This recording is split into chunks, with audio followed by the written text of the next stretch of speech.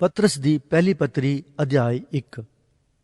लिखतन पतरस ਜਿਹੜਾ ਯਿਸੂ ਮਸੀਹ ਦਾ ਰਸੂਲ ਹਾਂ, ਅੱਗੇ ਜੋਗ ਉਹਨਾਂ ਪਰਦੇਸੀਆਂ ਨੂੰ ਜੋ ਪੰਤੂਸ, ਗਲਾਤੀਆ, ਕਪਦੋਕੀਆ, ਅਸੀਆ ਅਤੇ ਬਿਥੂਨੀਆ ਵਿੱਚ ਖਿੰਡੇ ਹੋਏ ਹਨ, ਜਿਹੜੇ ਪਿਤਾ ਪਰਮੇਸ਼ਰ ਦੇ ਅਗੇਤਰੇ ਗਿਆਨ ਦੇ ਅਨੁਸਾਰ ਆਤਮਾ ਤੋਂ ਪਵਿੱਤਰ ਹੋਣ ਨਾਲ ਚੁਣੇ ਹੋਏ ਹਨ, ਭਈ ਆਗਿਆਕਾਰ ਹੋਣ ਅਤੇ ਯਿਸੂ ਮਸੀਹ ਦਾ ਲਹੂ ਉਹਨਾਂ ਉੱਤੇ ਛਿੜਕਿਆ ਜਾਵੇ।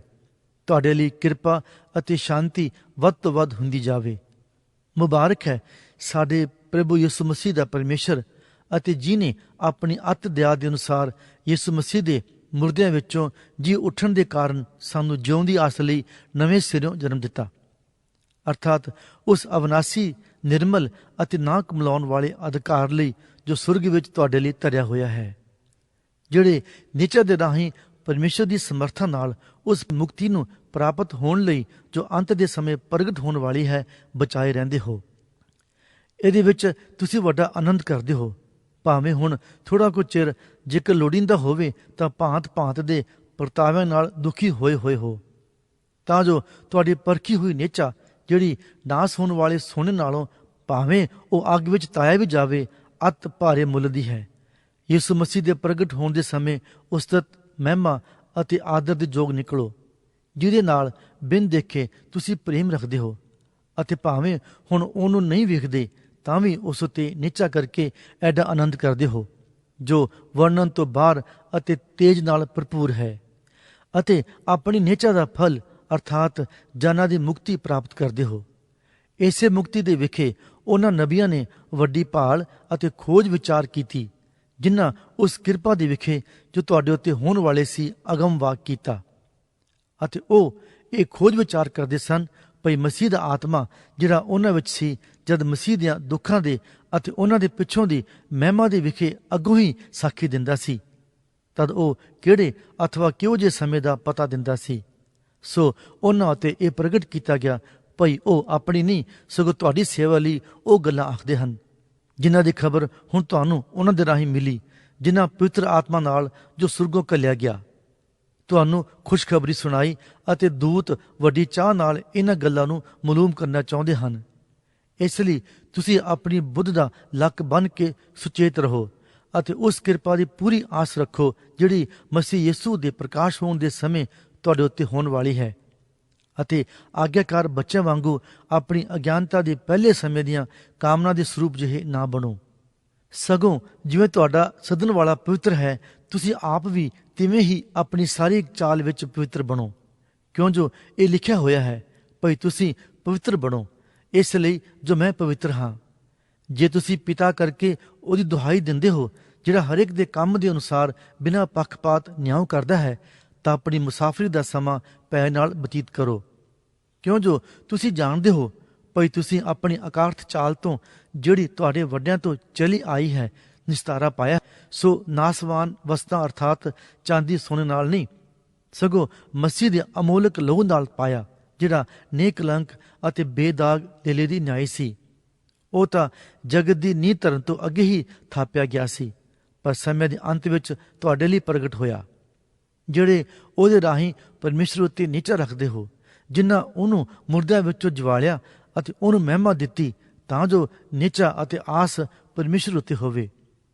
ਤੁਸਾਂ ਜੋ ਸੱਤ ਦੇ ਅਧੀਨ ਹੋ ਕੇ ਆਪਣੀਆਂ ਜਾਨਾਂ ਨੂੰ ਪਰਪਣ ਦੇ ਨਿਸ਼ਕਪਟ ਪ੍ਰੇਮ ਲਈ ਪਵਿੱਤਰ ਕੀਤਾ ਹੈ, ਤਾਂ ਤਨੋ ਮਨੋ ਹੋ ਕੇ ਇੱਕ ਦੂਏ ਨਾਲ ਗੂੜਾ ਪ੍ਰੇਮ ਰੱਖੋ, ਕਿਉਂ ਜੋ ਤੁਸੀਂ ਨਾਸਵਾਨ ਤੁਖਮ ਤੋਂ ਨਹੀਂ ਸਗੋਂ ਅਵਨਾਸੀ ਤੋਂ ਪਰਮੇਸ਼ਰ ਦੇ ਬਚਨ ਰਾਹੀਂ ਜਿਹੜਾ ਜਿਉਂਦਾ ਹੈ ਅਤੇ ਸਥਿਰ ਹੈ ਨਵੇਂ ਸਿਰਿਓਂ ਜਨਮੇ ਹੋ। ਕਿਉਂਕਿ ਹਰ ਬਸ਼ਰ ਕਾਹੀ ਹੈ, ਉਹਦਾ ਸਾਰਾ ਤੇਜ ਘਾਹ ਦੇ ਫੁੱਲ ਵਰਗਾ ਹੈ, ਘਾਹ ਸੁੱਕ ਜਾਂਦਾ ਹੈ ਅਤੇ ਫੁੱਲ ਕੁਮਲਾ ਜਾਂਦਾ ਹੈ, ਪਰ ਪ੍ਰਭੂ ਦਾ ਬਚਨ ਸਦਾ ਤੀਕ ਕਾਇਮ ਰਹਿੰਦਾ ਹੈ, ਅਤੇ ਇਹ ਉਹ ਬਚਨ ਹੈ ਜਿਹਦੀ ਖੁਸ਼ਖਬਰੀ ਤੁਹਾਨੂੰ ਸੁਣਾਈ ਗਈ ਸੀ। ਪਤਰਸ ਦੀ ਪਹਿਲੀ ਪੱਤਰੀ ਅਧਿਆਇ 2। ਇਸ ਕਾਰਨ ਤੁਸੀਂ ਸਾਰੀ ਬਦੀ, ਸਾਰਾ ਛਲ, ਕਪਟ, ਖਾਰ ਅਤੇ ਸਾਰੀਆਂ ਚੁਗਲੀਆਂ ਨੂੰ ਛੱਡ ਕੇ ਨਵਿਆਂ ਜੰਮਿਆਂ ਹੋਇਆਂ ਬੱਚਿਆਂ ਵਾਂਗਰ ਆਤਮਿਕ ਅਤੇ ਖਾਲਸ ਦੁੱਧ ਦੀ ਲੋਚ ਕਰੋ, ਭਈ ਤੁਸੀਂ ਉਸ ਨਾਲ ਮੁਕਤੀ ਲਈ ਵੱਧਦੇ ਜਾਓ।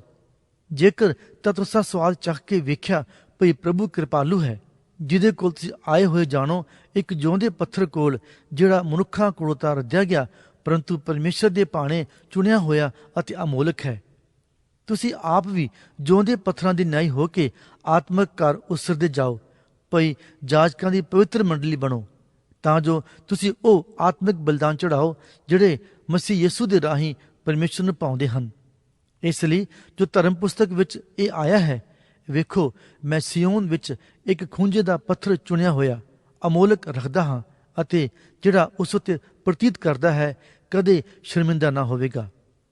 ਸੋ ਉਹ ਤੁਹਾਡੇ ਲਈ ਜਿਹੜੇ ਨਿਹਚਾ ਕਰਦੇ ਹੋ ਅਮੋਲਕ ਹੈ, ਪਰ ਜਿਹੜੇ ਨਿਹਚਾ ਨਹੀਂ ਕਰਦੇ, ਜਿਸ ਪੱਥਰ ਨੂੰ ਰਾਜਾ ਨੇ ਰੱਦਿਆ, ਸੋਈ ਖੂੰਜੇ ਦਾ ਸਿਰਾ ਹੋ ਗਿਆ ਅਤੇ ਠੋਕਰ ਦਾ ਪੱਥਰ ਅਤੇ ਠੇਡੇ ਖਾਣ ਦੀ ਚਟਾਨ। ਉਹ ਅਨਾਗਿਆਕਾਰ ਹੋ ਕੇ ਬਚਨ ਤੋਂ ਠੋਕਰ ਖਾਂਦੇ ਹਨ, ਜਿਹਦੇ ਲਈ ਉਹ ਠਹਿਰਾਏ ਵੀ ਗਏ ਸਨ।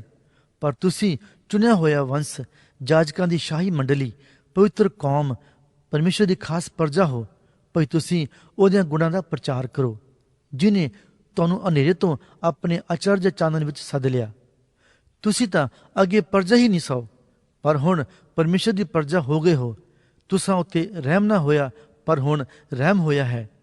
ਹੇ ਪਿਆਰਿਓ, ਮੈਂ ਤੁਹਾਡੇ ਅੱਗੇ ਬੇਨਤੀ ਕਰਦਾ ਹਾਂ, ਭਈ ਤੁਸੀਂ ਪਰਦੇਸੀ ਅਤੇ ਮੁਸਾਫਰ ਹੋ ਕੇ ਸਰੀਰਕ ਕਾਮਨਾ ਤੋਂ ਪਰੇ ਰਹੋ, ਜਿਹੜੀਆਂ ਜਾਨ ਨਾਲ ਲੜਦੀਆਂ ਹਨ, ਅਤੇ ਪਰਾਈਆਂ ਕੌਮਾਂ ਵਿੱਚ ਆਪਣੀ ਚਾਲ ਨੇਕ ਰੱਖੋ, ਭਈ ਜਿਸ ਗੱਲ ਵਿੱਚ ਉਹ ਤੁਹਾਨੂੰ ਬੁਰਿਆਰ ਜਾਣ ਕੇ ਤੁਹਾਡੇ ਵਿਰੁੱਧ ਬੋਲਦੇ ਹਨ, ਉਹ ਤੁਹਾਡੇ ਸ਼ੁਭ ਕਰਮਾਂ ਦੇ ਕਾਰਨ ਜਿਹੜੇ ਵੇਖਦੇ ਹਨ, ਉਸ ਦਿਨ ਜਦ ਉਹਨਾਂ ਉੱਤੇ ਦਇਆ ਦ੍ਰਿਸ਼ਟੀ ਹੋਵੇ, ਪ੍ਰਭੂ ਦੀ ਵਡਿਆਈ ਕਰਨ।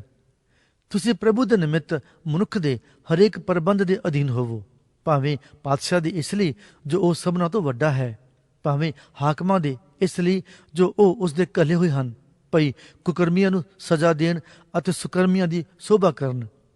ਕਿਉਂ ਜੋ ਪਰਮੇਸ਼ਰ ਦੀ ਇੱਛਾ ਇਉਂ ਹੈ, ਭਈ ਤੁਸੀਂ ਸੁਕਰਮ ਕਰਕੇ ਮੂਰਖ ਲੋਕਾਂ ਦੀ ਅਗਿਆਨਤਾ ਦਾ ਮੂੰਹ ਬੰਦ ਕਰ ਦਿਓ। ਤੁਸੀਂ ਆਜ਼ਾਦ ਹੋ ਕੇ ਆਪਣੀ ਆਜ਼ਾਦੀ ਨੂੰ ਬੁਰਾਈ ਦਾ ਪਰਦਾ ਨਾ ਬਣਾਓ, ਸਗੋਂ ਆਪਣੇ ਆਪ ਨੂੰ ਪਰਮੇਸ਼ਰ ਦੇ ਗੁਲਾਮ ਜਾਣੋ। ਸਭਨਾਂ ਦਾ ਆਦਰ ਕਰੋ, ਭਾਈਆਂ ਨਾਲ ਪ੍ਰੇਮ ਰੱਖੋ, ਪਰਮੇਸ਼ਰ ਦਾ ਭੈ ਮੰਨੋ, ਪਾਤਸ਼ਾਹ ਦਾ ਆਦਰ ਕਰੋ। ਹੇ ਨੌਕਰੋ, ਪੂਰੇ ਅਦਬ ਨਾਲ ਆਪਣੇ ਮਾਲਕਾਂ ਦੇ ਅਧੀਨ ਰਹੋ, ਨਿਰੇ ਭਲਿਆਂ ਅਤੇ ਅਸੀਲਾਂ ਦੇ ਨਹੀਂ, ਸਗੋਂ ਕਰੜੇ ਸੁਭਾਅ ਵਾਲਿਆਂ ਦੇ ਵੀ। ਕਿਉਂਕਿ ਜੇ ਕੋਈ ਪਰਮੇਸ਼ਰ ਦੇ ਖਿਆਲ ਨਾਲ ਬੇਇਨਸਾਫੀ ਚੱਲ ਕੇ ਦੁੱਖ ਸਹਿ ਲਵੇ, ਤਾਂ ਇਹ ਪ੍ਰਵਾਨ ਹੈ। ਜੇ ਤੁਸੀਂ ਪਾਪ ਦੇ ਕਾਰਨ ਮੁੱਕੇ ਖਾ ਕੇ ਧੀਰਜ ਕਰੋ, ਤਾਂ ਕੀ ਵਡਿਆਈ ਹੈ। ਪਰ ਜੇ ਤੁਸੀਂ ਸ਼ੁਭ ਕਰਮਾਂ ਦੇ ਕਾਰਨ ਦੁੱਖ ਝੱਲ ਕੇ ਧੀਰਜ ਕਰੋ, ਤਾਂ ਇਹ ਪਰਮੇਸ਼ਰ ਨੂੰ ਪ੍ਰਵਾਨ ਹੈ। ਕਿਉਂ ਜੋ ਤੁਸੀਂ ਇਸੇ ਕਾਰਨ ਸੱਦੇ ਗਏ, ਇਸ ਲਈ ਜੋ ਮਸੀਹ ਵੀ ਤੁਹਾਡੇ ਨਿਮਿਤ ਦੁੱਖ ਝੱਲ ਕੇ ਇੱਕ ਨਮੂਨਾ ਤੁਹਾਡੇ ਲਈ ਛੱਡ ਗਿਆ, ਭਈ ਤੁਸੀਂ ਉਹਦੀ ਪੈੜ ਉੱਤੇ ਤੁਰੋ। ਉਹਨੇ ਕੋਈ ਪਾਪ ਨਹੀਂ ਕੀਤਾ, ਨਾ ਉਹਦੇ ਮੂੰਹ ਵਿੱਚੋਂ ਵਲ ਛਲ ਦੀ ਗੱਲ ਨਿਕਲੀ।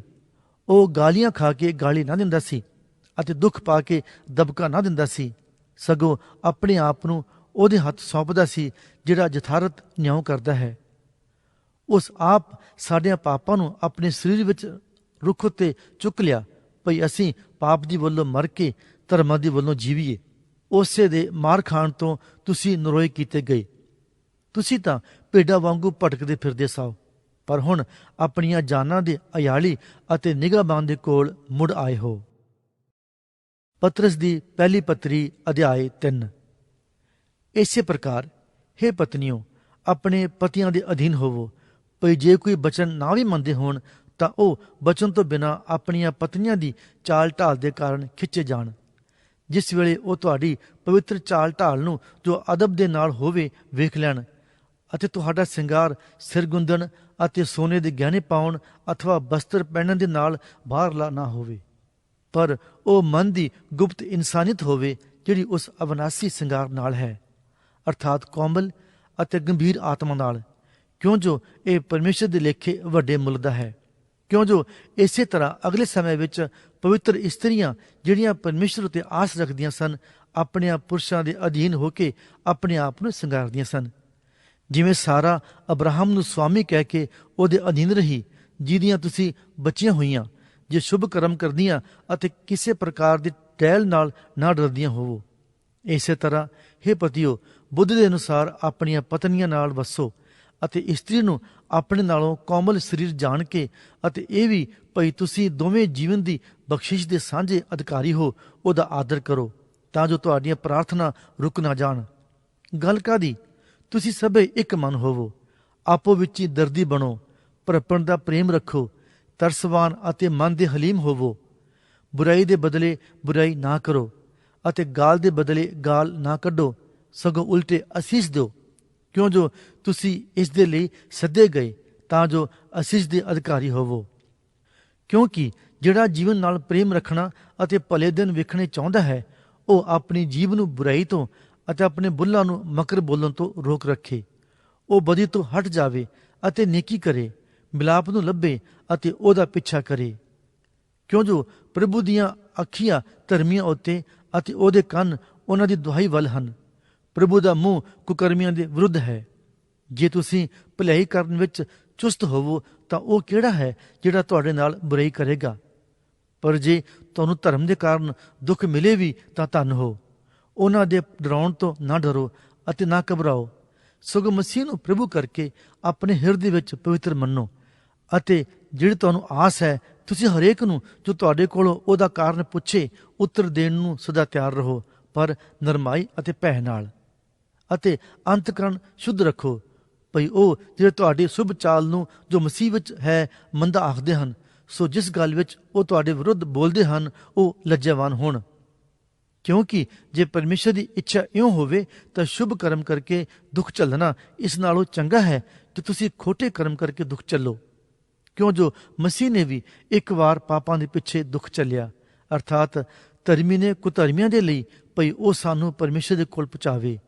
ਉਹ ਤਾਂ ਸਰੀਰ ਕਰਕੇ ਮਾਰਿਆ ਗਿਆ, ਪਰ ਆਤਮਾ ਕਰਕੇ ਜਵਾਲਿਆ ਗਿਆ, ਜਿਹਦੇ ਵਿੱਚ ਹੋ ਕੇ ਉਹਨੇ ਉਹਨਾਂ ਨੂੰ ਆਤਮਿਆਂ ਦੇ ਕੋਲ ਜਿਹੜੇ ਕੈਦ ਵਿੱਚ ਸਨ ਜਾ ਕੇ ਮੁਨਾਦੀ ਕੀਤੀ, ਜਿਹੜੇ ਪਿਛਲੇ ਸਮੇਂ ਅਨਾਗਿਆਕਾਰੀ ਸਨ, ਜਿਸ ਵੇਲੇ ਪਰਮੇਸ਼ਰ ਨੂਹ ਦੇ ਦਿਨੀ ਧੀਰਜ ਨਾਲ ਉਡੀਕ ਕਰਦਾ ਸੀ, ਜਦ ਕਿਸ਼ਤੀ ਤਿਆਰ ਹੁੰਦੀ ਪਈ ਸੀ, ਜਿਹਦੇ ਵਿੱਚ ਥੋੜੇ ਅਰਥਾਤ 8 ਜਣੇ ਪਾਣੀ ਤੋਂ ਬਚ ਗਏ।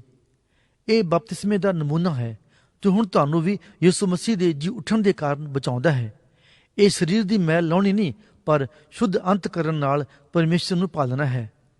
ਉਹ ਸੁਰਗ ਵਿੱਚ ਜਾ ਕੇ ਪਰਮੇਸ਼ਰ ਦੇ ਸੱਜੇ ਹੱਥ ਹੈ ਅਤੇ ਦੂਤ ਅਤੇ ਇਖਤਿਆਰ ਵਾਲੇ ਅਤੇ ਸ਼ਕਤੀ ਵਾਲੇ ਉਹਦੇ ਅਧੀਨ ਕੀਤੇ ਹੋਏ ਹਨ।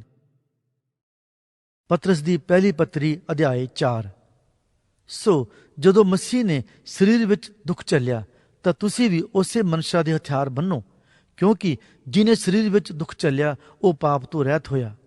ਭਈ ਤੁਸੀਂ ਅਗਾਹ ਨੂੰ ਮਨੁੱਖਾਂ ਦੀਆਂ ਕਾਮਨਾ ਦੇ ਅਨੁਸਾਰ ਨਹੀਂ, ਸਗੋਂ ਪਰਮੇਸ਼ਰ ਦੀ ਇੱਛਾ ਦੇ ਅਨੁਸਾਰ ਸਰੀਰ ਵਿੱਚ ਆਪਣੀ ਬਾਕੀ ਦੀ ਉਮਰ ਕੱਟੋ। ਕਿਉਂ ਜੋ ਬੀਤਿਆ ਹੋਇਆ ਸਮਾਂ ਪਰਾਈਆਂ ਕੌਮਾਂ ਦੀ ਮਨਸ਼ਾ ਪੂਰੀ ਕਰਨ ਨੂੰ ਬਥੇਰਾ ਸੀ, ਜਦੋਂ ਅਸੀਂ ਲੁਚਪਣੀਆਂ, ਕਾਮਨਾ, ਸ਼ਰਾਬ ਪੀਣ, ਨਾਚ ਰੰਗਾ, ਨਸ਼ੇਬਾਜ਼ੀਆਂ ਅਤੇ ਘਿਨਾਉਣੀਆਂ ਮੂਰਤੀ ਪੂਜਾ ਵੱਲ ਚੱਲਦੇ ਸਾਂ। ਉਹ ਉਸ ਨੂੰ ਅਚਰਜ ਮੰਨਦੇ ਹਨ, ਭਈ ਤੁਸੀਂ ਉਸੇ ਅਤ ਬਦਚਲਨੀ ਵਿੱਚ ਉਹਨਾਂ ਦੇ ਨਾਲ ਨਹੀਂ ਖੇਡਦੇ, ਤਾਂ ਹੀ ਉਹ ਤੁਹਾਡੀ ਨਿੰਦਿਆ ਕਰਦੇ ਹਨ। ਉਹ ਉਸ ਨੂੰ ਲੇਖਾ ਦੇਣਗੇ ਜਿਹੜਾ ਜਿਉਂਦਿਆਂ ਅਤੇ ਮੁਰਦਿਆਂ ਦਾ ਨਿਆਂ ਕਰਨ ਨੂੰ ਤਿਆਰ ਹੈ। ਕਿਉਂ ਜੋ ਮੁਰਦਿਆਂ ਨੂੰ ਵੀ ਅੰਜੀਲ ਇਸ ਲਈ ਸੁਣਾਈ ਗਈ, ਭਈ ਸਰੀਰ ਕਰਕੇ ਉਹਨਾਂ ਦਾ ਨਿਆਂ ਤਾਂ ਮਨੁੱਖਾਂ ਦੇ ਅਨੁਸਾਰ ਹੋਵੇ, ਪਰ ਆਤਮਾ ਕਰਕੇ ਉਹ ਪਰਮੇਸ਼ਰ ਵਾਂਗੂ ਜਿਉਂਦੇ ਰਹਿਣ। ਪਰ ਸਭਨਾ ਵਸਤਾਂ ਦਾ ਅੰਤ ਨੇੜੇ ਹੈ। ਇਸ ਕਾਰਨ ਤੁਸੀਂ ਸੁਰਤ ਵਾਲੇ ਹੋਵੋ ਅਤੇ ਪ੍ਰਾਰਥਨਾ ਲਈ ਸੁਚੇਤ ਰਹੋ। ਸਭ ਤੋਂ ਪਹਿਲਾਂ ਇਹ ਹੈ ਭਈ ਤੁਸੀਂ ਇੱਕ ਦੂਜੇ ਨਾਲ ਗੂੜਾ ਪ੍ਰੇਮ ਰੱਖੋ, ਕਿਉਂ ਜੋ ਪ੍ਰੇਮ ਬਾਹਲਿਆਂ ਪਾਪਾਂ ਨੂੰ ਢੱਕ ਲੈਂਦਾ ਹੈ। ਮੱਥੇ ਵੱਟ ਪਾਇਆ ਬਿਨਾਂ ਇੱਕ ਦੂਜੇ ਦੀ ਪ੍ਰਾਹੁਣਚਾਰੀ ਕਰੋ। ਹਰੇਕ ਨੂੰ ਜਿਹੀ ਦਾਤ ਮਿਲੀ ਉਸ ਨਾਲ ਇੱਕ ਦੂਜੇ ਦੀ ਟਹਿਲ ਕਰੋ, ਜਿਵੇਂ ਪਰਮੇਸ਼ਰ ਦੀ ਬਹੁਰੰਗੀ ਕਿਰਪਾ ਦੇ ਨੇਕ ਮੁਖਤਿਆਰਾਂ ਨੂੰ ਉਚਿਤ ਹੈ। ਜੇ ਕੋਈ ਗੱਲ ਕਰੇ ਤਾਂ ਉਹ ਪਰਮੇਸ਼ਰ ਦੀਆਂ ਬਾਣੀਆਂ ਦੇ ਅਨੁਸਾਰ ਕਰੇ। ਜੇ ਕੋਈ ਟਹਿਲ ਕਰੇ ਤਾਂ ਉਸ ਸਮਰਥਾ ਦੇ ਅਨੁਸਾਰ ਕਰੇ ਜੋ ਪਰਮੇਸ਼ਰ ਦਿੰਦਾ ਹੈ, ਭਈ ਸਭਨੀ ਗੱਲਾਂ ਵਿੱਚ ਯਿਸੂ ਮਸੀਹ ਦੇ ਰਾਹੀਂ ਪਰਮੇਸ਼ਰ ਦੀ ਮਹਿਮਾ ਕੀਤੀ ਜਾਵੇ, ਜਿਹਦੀ ਮਹਿਮਾ ਅਤੇ ਪਰਾਕਰਮ ਜੁਗ ਜੁਗ ਹੈ। ਆਮੀਨ।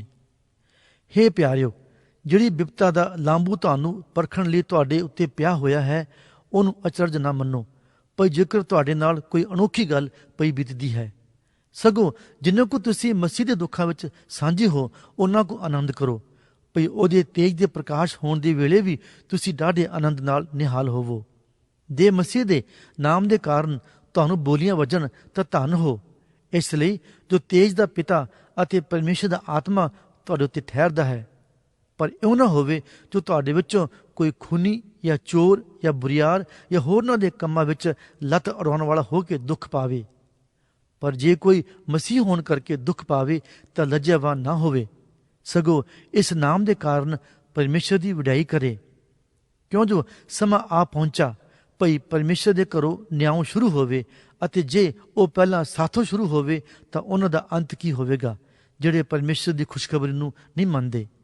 ਜੇ ਧਰਮੀ ਮਰ ਮਰ ਕੇ ਬਚਦਾ ਹੈ ਤਾਂ ਭਗਤੀਹੀਣ ਅਤੇ ਪਾਪੀ ਦਾ ਕੀ ਠਿਕਾਣਾ। ਉਪਰੰਤ ਜਿਹੜੇ ਪਰਮੇਸ਼ਰ ਦੀ ਇੱਛਾ ਦੇ ਅਨੁਸਾਰ ਦੁੱਖ ਭੋਗਦੇ ਹਨ, ਉਹ ਸ਼ੁਭ ਕਰਮ ਕਰਦੇ ਹੋਏ ਆਪਣੀਆਂ ਜਾਨਾਂ ਨੂੰ ਉਸ ਵਫਾਦਾਰ ਕਰਤਾਰ ਨੂੰ ਸੌਂਪ ਦੇਣ। ਪਤਰਸ ਦੀ ਪਹਿਲੀ ਪੱਤਰੀ ਅਧਿਆਇ 5। ਜਿਹੜੇ ਬਜ਼ੁਰਗ ਤੁਹਾਡੇ ਵਿੱਚ ਹਨ, ਮੈਂ ਜੋ ਉਹਨਾਂ ਦੇ ਨਾਲ ਦਾ ਬਜ਼ੁਰਗ ਅਤੇ ਮਸੀਹ ਦੇ ਦੁੱਖਾਂ ਦਾ ਗਵਾਹ, ਨਾਲੇ ਉਸ ਤੇਜ ਵਿੱਚ ਜੋ ਪ੍ਰਕਾਸ਼ ਹੋਣ ਵਾਲਾ ਹੈ, ਸਾਂਝੀ ਹਾਂ, ਉਹਨਾਂ ਅੱਗੇ ਬੇਨਤੀ ਕਰਦਾ ਹਾਂ ਭਈ ਤੁਸੀਂ ਪਰਮੇਸ਼ਰ ਦੇ ਉਸ ਇੱਜੜ ਦੀ ਜੋ ਤੁਹਾਡੇ ਵਿੱਚ ਹੈ ਚਰਵਾਹੀ ਕਰੋ, ਪਰ ਲਾਚਾਰੀ ਨਾਲ ਨਹੀਂ, ਸਗੋਂ ਖੁਸ਼ੀ ਨਾਲ, ਪਰਮੇਸ਼ਰ ਦੀ ਇੱਛਾ ਅਨੁਸਾਰ, ਅਤੇ ਨਾ ਝੂਠੇ ਨਫੇ ਦੇ ਕਾਰਨ, ਸਗੋਂ ਮਨ ਦੀ ਚਾਹ ਨਾਲ। ਅਤੇ ਉਹਨਾਂ ਉੱਤੇ ਜਿਹੜੇ ਤੁਹਾਡੇ ਸਪੁਰਦ ਹਨ ਹੁਕਮ ਨਾ ਚਲਾਓ, ਸਗੋਂ ਇੱਜੜ ਦੇ ਲਈ ਨਮੂਨਾ ਬਣੋ। ਤਾਂ ਜਿਸ ਵੇਲੇ ਸਰਦਾਰ ਅਯਾਲੀ ਪ੍ਰਗਟ ਹੋਵੇਗਾ, ਤੁਹਾਨੂੰ ਤੇਜ ਦਾ ਉਹ ਮੁਕਟ ਮਿਲੇਗਾ ਜਿਹੜਾ ਕਮਲਾਉਂਦਾ ਨਹੀਂ। ਇਸੇ ਤਰ੍ਹਾਂ ਹੀ ਜਵਾਨੋ, ਬਜ਼ੁਰਗਾਂ ਦੇ ਅਧੀਨ ਹੋਵੋ, ਸਗੋਂ ਤੁਸੀਂ ਸਭੇ ਇੱਕ ਦੂਏ ਦੀ ਟਹਿਲ ਕਰਨ ਲਈ ਮਨ ਦੀ ਹਲੀਮੀ ਨਾਲ ਲੱਕ ਬੰਨੋ। ਇਸ ਲਈ ਜੋ ਪਰਮੇਸ਼ਰ ਹੰਕਾਰੀਆਂ ਦਾ ਸਾਹਮਣਾ ਕਰਦਾ, ਪਰ ਹਲੀਮਾਂ ਨੂੰ ਕਿਰਪਾ ਬਖਸ਼ਦਾ ਹੈ। ਸੋ ਆਪਣੇ ਆਪ ਨੂੰ ਪਰਮੇਸ਼ਰ ਦੇ ਬਲਵੰਤ ਹੱਥ ਦੇ ਹੇਠ ਨੀਵਿਆਂ ਕਰੋ ਭਈ ਉਹ ਤੁਹਾਨੂੰ ਵੇਲੇ ਸਿਰ ਉੱਚਾ ਕਰੇ, ਅਤੇ ਆਪਣੀ ਸਾਰੀ ਚਿੰਤਾ ਉਸ ਉੱਤੇ ਸੁੱਟ ਛੱਡੋ, ਕਿਉਂ ਜੋ ਉਹਨੂੰ ਤੁਹਾਡਾ ਫਿਕਰ ਹੈ। ਸੁਚੇਤ ਹੋਵੋ, ਜਾਗਦੇ ਰਹੋ। ਤੁਹਾਡਾ ਵਿਰੋਧੀ ਸ਼ੈਤਾਨ ਬੁੱਕਦੇ ਸ਼ੀਂਹ ਵਾਂਗੂ ਭਾਲਦਾ ਫਿਰਦਾ ਹੈ ਭਈ ਕਿਹਨੂੰ ਪਾੜ ਖਾਵਾਂ। ਤੁਸੀਂ ਆਪਣੀ ਨਿਹਚਾ ਵਿੱਚ ਤਕੜੇ ਹੋ ਕੇ ਉਹਦਾ ਸਾਹਮਣਾ ਕਰੋ, ਇਹ ਜਾਣ ਕੇ ਜੋ ਤੁਹਾਡੇ ਗੁਰ ਭਾਈ ਜਿਹੜੇ ਜਗਤ ਵਿੱਚ ਹਨ, ਉਹਨਾਂ ਨੂੰ ਵੀ ਇਹੋ ਦੁੱਖ ਸਹਿਣੇ ਪੈਂਦੇ ਹਨ। ਅਤੇ ਪਰਮ ਕਿਰਪਾਲੂ ਪਰਮੇਸ਼ਰ, ਜਿਨੇ ਤੁਹਾਨੂੰ ਆਪਣੇ ਸਦੀਪਕ ਤੇਜ ਦੇ ਲਈ ਮਸੀਹ ਵਿੱਚ ਸੱਦਿਆ, ਜਦ ਤੁਸੀਂ ਥੋੜ੍ਹਾ ਚਿਰ ਦੁੱਖ ਭੋਗ ਲਿਆ ਤਾਂ ਆਪੇ ਤੁਹਾਨੂੰ ਕਾਮਿਲ, ਕਾਇਮ ਅਤੇ ਤਕੜਿਆਂ ਕਰੇਗਾ। ਪਰਾਕਰਮ ਜੁਗੋ ਜੁਗ ਉਸੇ ਦਾ ਹੋਵੇ। ਆਮੀਨ।